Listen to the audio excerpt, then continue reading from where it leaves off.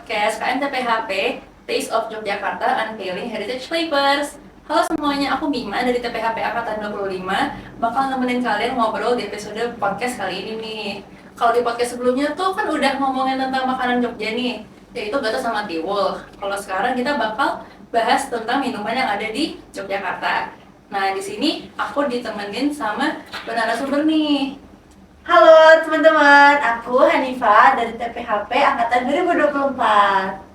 Halo teman-teman semua, aku Lana dari TPHP Angkatan 2024. Nah, menurut teman-teman semua, di sini kita bakal bahas apa ya? Apa tuh? Spill nih. Nah, jadi clue-nya itu minuman ini tuh udah dikenal dari dulu banget, terus banyak manfaatnya dan khas banget ya pokoknya. Aku bisa tebak nih, ramuan herbal bukan? Bener banget teman-teman, jadi kali ini kita akan bahas tentang jamu. Nah, sebelum ngomongin jamu lebih jauh nih, kira-kira jamu dari mana sih asalnya?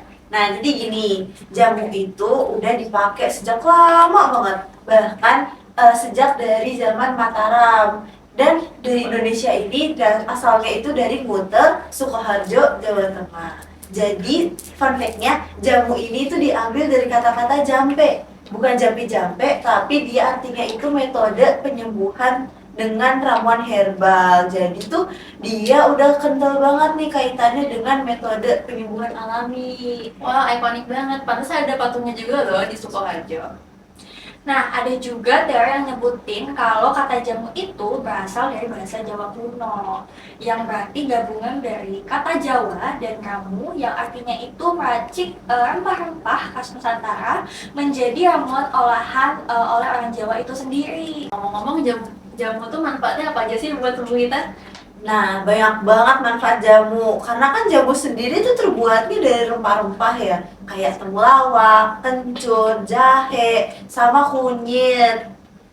Ya, nah itu tuh masing-masing punya manfaatnya sendiri-sendiri nih. Kayak misalkan contohnya buat ngobatin batuk, ngobatin panas dalam, cacingan, bahkan bisa ngebantu memperbaiki sesaraf mata loh teman-teman.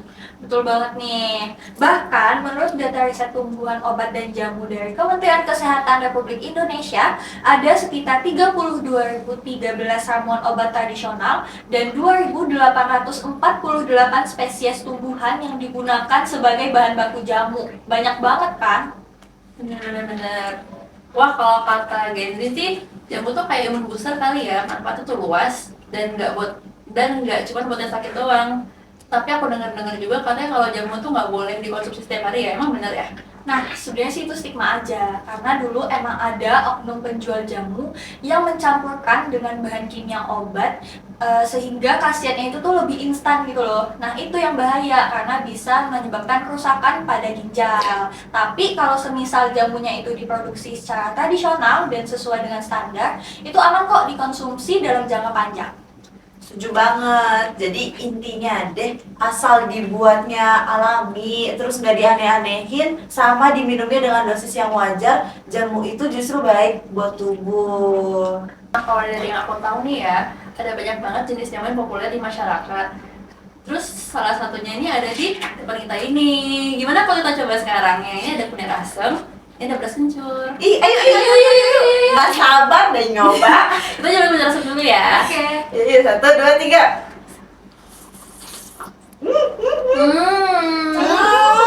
Enak banget.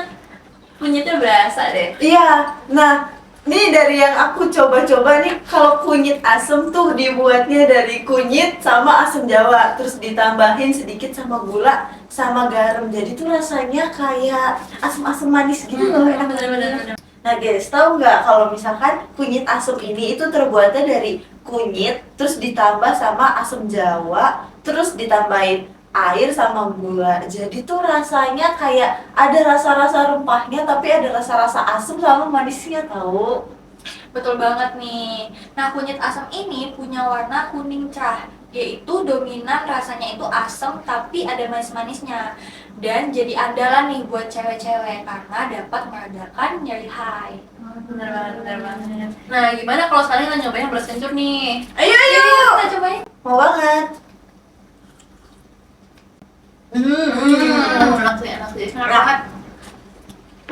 Nah, kalau beras kencur ini bahannya itu dari beras, terus ditambahin kencur, sama ditambah-tambahin jahe, gula, sama air juga. Jadi tuh rasanya kayak manis-manis, agak anget di tenggorokan gitu loh. Dan dia itu bisa buat ngeredain batuk.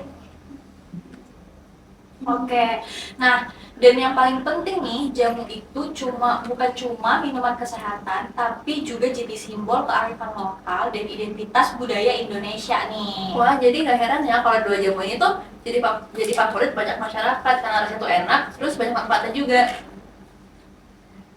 Iya, nah dan yang paling penting nih, jamu itu bukan minuman kesehatan, tapi juga simbol kearifan lokal dan identitas budaya Indonesia nih.